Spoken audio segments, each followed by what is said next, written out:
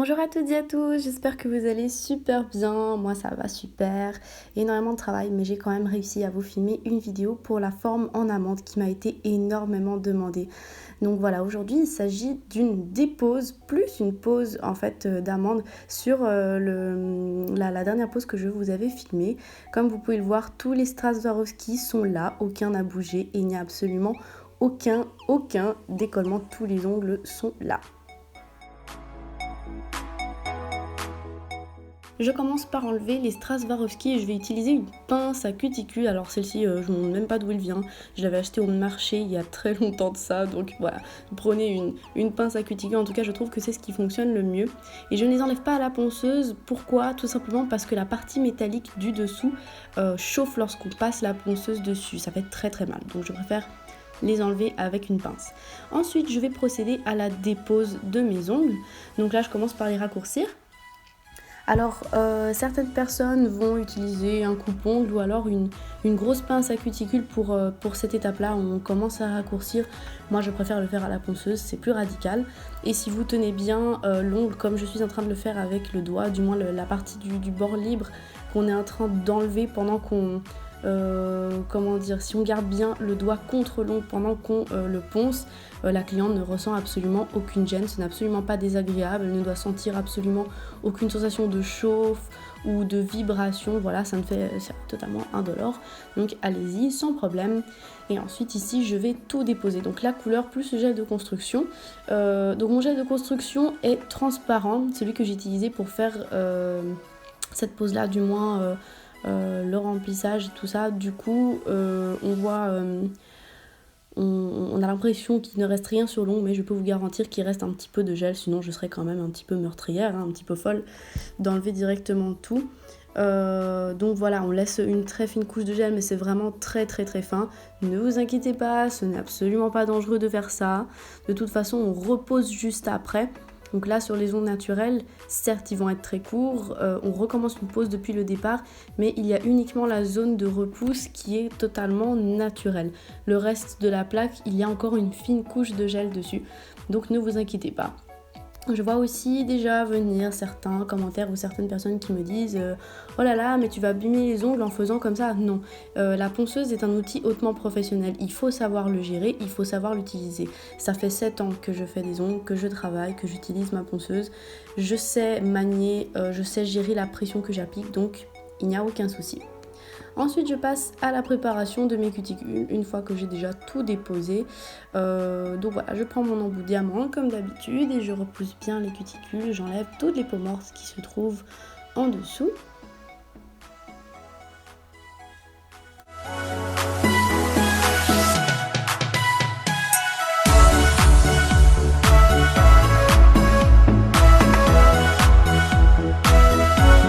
Comme à mon habitude, je prends aussi mes ciseaux à cuticules et je vais venir couper les cuticules. Bon, ici, vous pouvez le voir, il n'y a pas grand chose.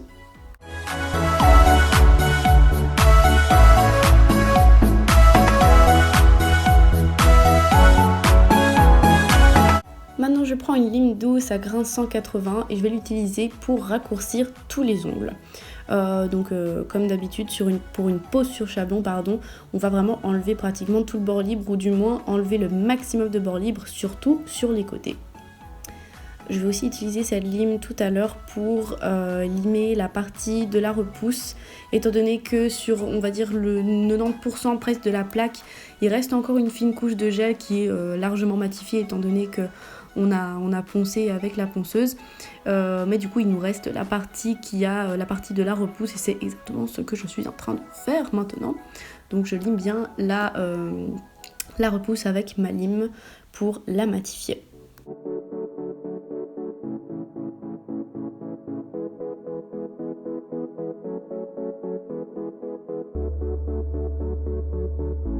Je dégraisse maintenant mes ongles avec mon super dégraissant et comme vous allez voir dans 2 secondes, je passe directement à l'application de ma base gel. Alors, vous me posez souvent la question de pourquoi je n'utilise pas de primer, de nail prep, de nail fresher, de bonder, de ce que vous voulez. Je n'en utilise pas. Pourquoi ? Tout simplement parce qu'à mon sens, ces produits sont totalement facultatifs ou du moins peut-être plus utiles dans des cas d'ongles extrêmement difficiles, et nécessiteux de ce genre de produits qui sont des agents d'adhérence. C'est-à-dire que ce sont des produits qui vont servir à donner plus d'adhérence aux ongles naturels. Je n'ai jamais eu de problème en utilisant le dégraissant que je vous montre dans mes vidéos, qui est très très puissant, plus cette base que je suis en train d'appliquer maintenant, qui fonctionne très très bien. L'association des deux fonctionne très très bien. Je n'ai pas de problème de décollement, de moisissure, de champignons, de ce que vous voulez, ni de bulles d'air. Donc pour moi, il n'est absolument pas nécessaire d'utiliser du nail prep, du primer ou autre chose. Voici venu le moment clé d'une pose sur chablon, c'est la pose du chablon. Voici ce que j'utilise, je les trouve vraiment super, ils sont bien résistants, ils sont pas super mous. Je vous laisse le lien dans la barre d'infos comme d'habitude. Donc je les colle juste dans le milieu et ensuite je viens les placer sur le doigt comme il faut. Ici je n'ai pas eu besoin de couper une forme particulière au milieu, les ongles de ma cliente sont plutôt bien pour ça. J'aime bien. Et pour une forme en amande, il faut placer le chablon légèrement vers le bas, comme vous pouvez le voir maintenant. On ne le place pas tout droit, on le place vers le bas. Voici la différence. Et ensuite, je vais aussi utiliser mes petits ciseaux que j'utilise pour les cuticules. Et je vais venir en fait exécuter les petites... comment est-ce qu'on peut appeler ça? Les petites entailles latérales pour vraiment que le chablon soit appliqué à la perfection et que nous n'ayons pas de problème au niveau du pinchage. Je ne le fais pas sur toutes les poses. Aujourd'hui, j'ai décidé de le faire parce que les doigts de ma cliente posaient un petit peu problème. Voici le gel que j'utilise. Alors c'est un gel qui ne se trouve nulle part parce que c'est un mélange personnel. C'est le mélange de deux gels de Brillbird. En tout cas, c'est le mélange du Cover et de l'Iron Hard. Je vous mettrai le lien dans la barre d'infos si nécessaire. Et donc je commence à poser la boule juste pour l'extension sur mon chablon et je viens créer une forme en amande tout simplement, toujours en allant de la gauche à droite. En tout cas c'est comme ça que je le fais, même lors de mes poses carrées, je crée mon extension et ensuite je viens la catalyser 30 secondes dans une lampe UV LED, puis je viens pincher l'extension et je vais la remettre à catalyser vite fait. Ensuite, la construction, je prends une boule vraiment plus conséquente, je la place sur mon ongle naturel, on va dire la partie de l'ongle naturel, et je commence à la fumer, on va dire, sur les côtés. Toujours en laissant une plus grosse quantité de produit sur le centre de l'ongle, donc le centre dans toute sa verticalité, pardon, et je fume un petit peu sur les côtés, on va vraiment mettre très peu de volume au niveau des côtés et beaucoup au niveau du centre. Donc là je crée mon apex et mon épaisseur on va dire finale. En tout cas c'est comme ça que je le fais personnellement, comme vous avez pu voir aussi dans mes poses complètes souvent carrées. J'aime bien faire mon extension et ensuite la partie de la construction où je place mon apex ou mon bombé comme vous voulez l'appeler. Je catalyse bien et ensuite je viens pincher après 20 secondes dans la lampe. Je pinch et je replace dans la lampe après avoir enlevé mon chablon. Voici la forme de mon amande une fois qu'elle est faite et je vais procéder de la même manière sur tous les autres ongles.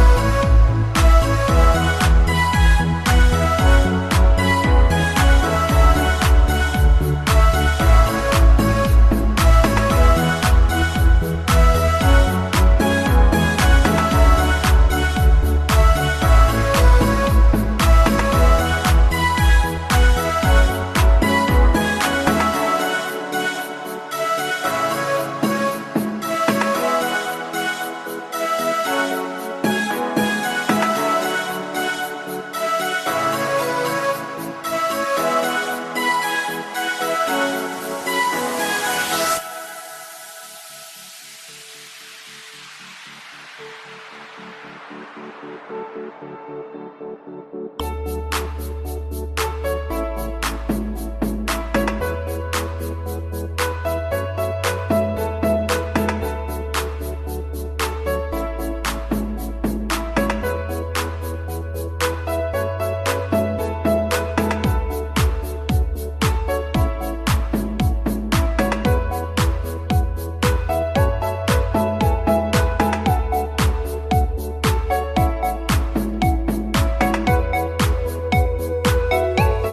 passe maintenant à la partie du limage qui est quand même un moment crucial. Donc j'utilise une lime à grain 80 et je vais commencer par limer le bord libre. Comment on lime le bord libre d'une forme en amande? Et bien tout simplement on va la limer comme un V si vous voulez.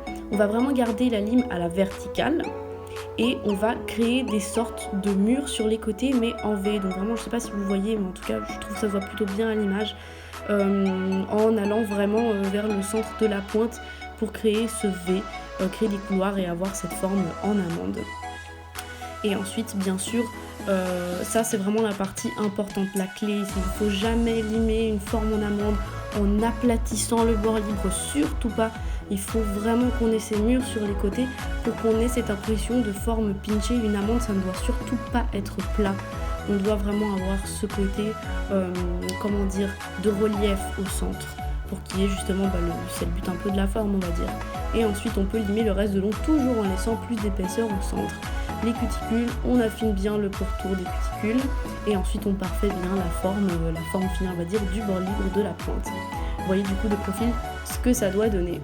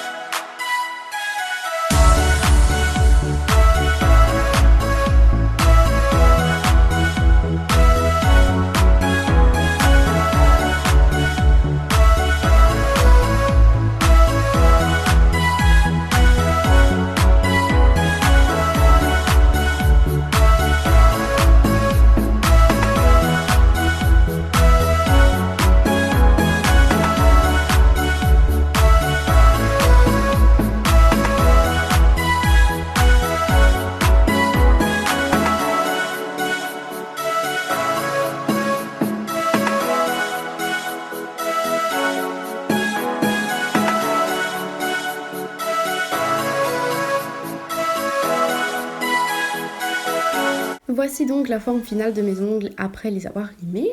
Je prends ensuite un repousse cuticule en inox et je viens nettoyer en fait le pourtour des cuticules. Je viens gratter toutes les petites poussières qui se sont logées dans les peaux. Ça m'embête tout simplement pour l'application de la couleur. J'aime bien faire cette petite étape en plus. Ça m'aide vraiment pour la suite. Et surtout ça repousse encore plus les cuticules en arrière pour pouvoir poser la couleur toujours plus près des peaux. Ensuite, voici les deux couleurs que je vais utiliser. Ce sont deux gels. Ici, une couleur, disons, aubergine. Et puis ensuite, on a un gel Play Glitz de chez Accents. Un joli rose gold.